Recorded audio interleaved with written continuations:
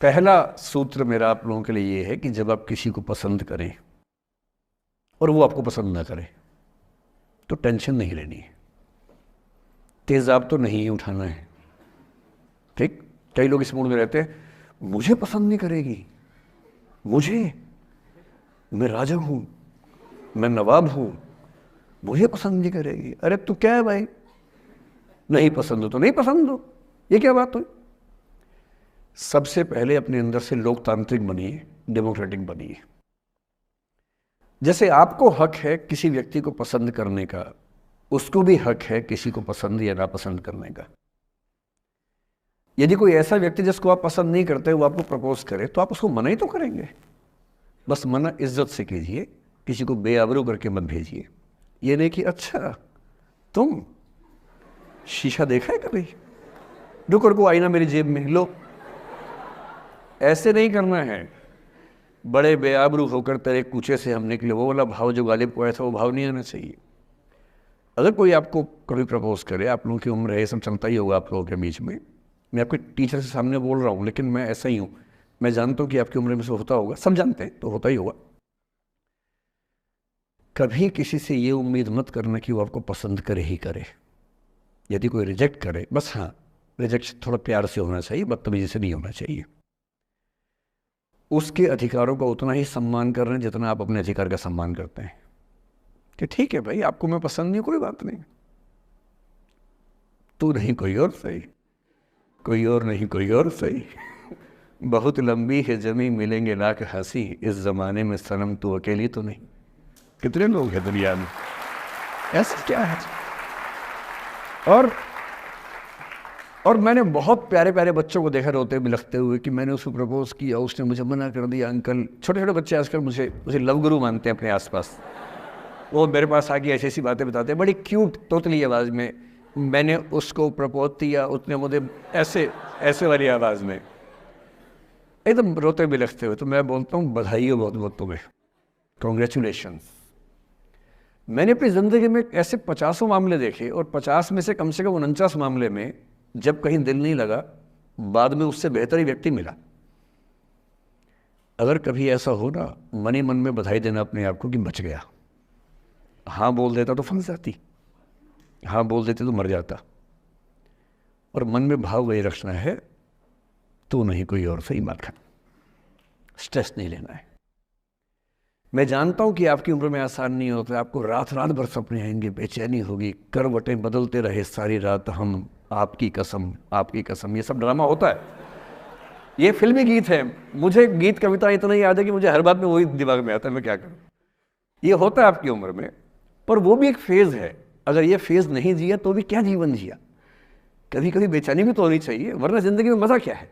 अगर हर चीज़ लिनियर है, हर चीज़ फॉर्मलाइज है, फिर मज़ा क्या है ज़िंदगी में। ये उठापटक, ये बेचैनी, ये घबराहट, ये तनाव संतरास भी तो होना चाहिए कभी कभी ज़िंदगी में। इससे बुरी स्थिति तब होती है जब आप किसी रिलेशनशिप में हैं और वहाँ ब्रेकअप हो जाए, ये भी होता है। देखिए मैं आपको बड़ी खरी खोटी सुनाने के मूड में हूँ। जिस तरह का प्रेम आप लोगों की पीढ़ी में होता है, मैं ये नहीं कहता कि आपकी पीढ़ी ख़राब है, हर पीढ़ी ऐसी होती है, बस ये कि आपकी पीढ़ी को सुविधाएं ज़्यादा मिल गई हैं। हमारी पीढ़ी में ना चिट्ठी लिख के भेजनी पड़ती थी, बड़ा रिस्क होता था। चिट्ठी लिखो कागज़ पे, फिर एक डाकिया ढूंढो भरोसे का, तो भरोसे वाला कुरियर बॉय या कुरियर गर्ल जाके चिट्ठी वहीं दे के आए जहाँ हमने कहा है। ये भी डाउट कहीं किसी और को दे के आ जाए। या कबूतर से बात करो, कबूतर जा जा जा, पहले प्यार की पहली चिट्ठी साजन को दिया। कबूतर का क्या भरोसा किसको दे के आ जाए। लेकिन कितना तनाव था उस ज़माने में। आपके ज़माने में क्या है, सीधे व्हाट्सएप निकाला, खटाक से भेज दिया मैसेज, और नंबर किसी से मांग लिया 1 सेकंड में। नंबर भी नहीं देना है तो किसी, कौन कौन सी ऐप होती है, मैंने सुना कुछ और ऐप्स होती है, मेरा नंबर वाली भी होती है, इंस्टा होता है, एक और भी तो कोई होती है वो जिसमें कार्टून जैसा मुंह बन जाता है, स्नैपचैट। हाँ, स्नैपचैट पे चले गए, मैंने सुना है कि उसमें नंबर भी नहीं देना पड़ता है, ऐसा कुछ चक्कर है। वहाँ ढूंढ लिया। किसी को कुछ कन्वे करना इतना आसान दुनिया में कभी नहीं हुआ था जितना आज आसान है। इन सब के ऊपर टिंडर है, बम्बल है, पता नहीं क्या क्या है, राइट लेफ्ट करते जाना है, उसी में कहानी शुरू। पर ये कहानियाँ जितने हल्के तरीके से शुरू होती हैं, मैं दावे से कह रहा हूँ कि 100 में से 99 अट्रैक्शंस 1 से 2 महीने में ख़त्म हो जाते हैं। क्योंकि आप जिसके प्रति अट्रैक्टेड थे ना, वो तो उसका बाहर का परसोना था। जहाँ परिचय गहरा होता है, असलियत सामने आ जाती है, और जब असलियत सामने आती है, झेलना बड़ा मुश्किल होता है। आपके सपने टूट जाते हैं। आप जिस छवि पे दीवाने हुए थे, वो छवि तो सिर्फ छवि थी, वो तो इंसान नहीं था वैसा। 99% केसेस में मेरा ख्याल है कि अट्रैक्शन 1-2 महीने में समाप्त होता है। उसके बाद तो एक बोझ है जो आप ढो रहे हैं।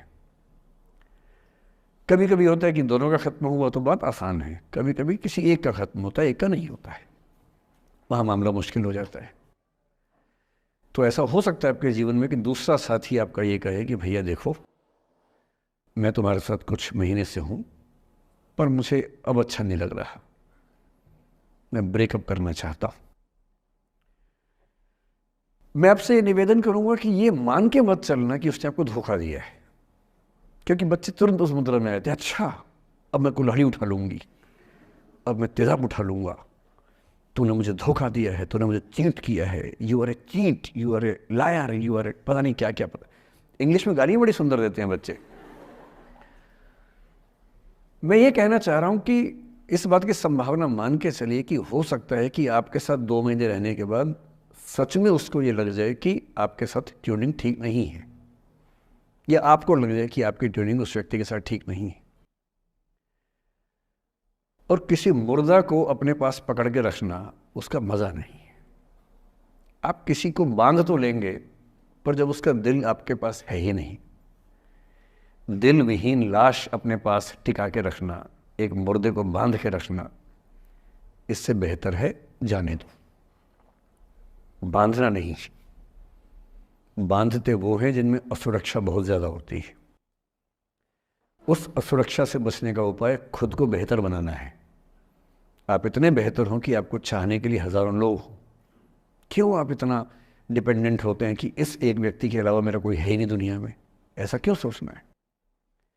और ऐसे ही मामले में ये करना है वो अफसाना जिसे अंजाम तक लाना ना हो मुमकिन, उसे एक खूबसूरत मोड़ देकर छोड़ना अच्छा। और ये खूबसूरत मोड़ कैसे होगा?